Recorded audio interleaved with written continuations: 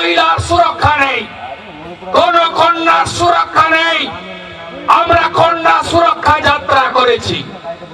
কোচবিহার থেকে কাকদ্বীপ, দার্জিলিং থেকে দীঘা, রামপুরহাটে 6 বছরের আদিবাসী বাচ্চাকে ধর্ষণ করে রেপ করেছে এরা। কত দূরে যাবেন? নমশূদ্র পরিবার হাঁসখালি, নদিয়া, নমশূদ্র পরিবার ক্লাস 9 এর ছাত্রী, তৃণমূলের উপপ্রধানের বেটা রেপ করে গায়ে মদ ঢেলে দিয়েছিল, চিকিৎসা দিতে দেয়নি। সারা রাত্রি যন্ত্রণায় আমার ওই নমশূদ্র, ওই তফসিলি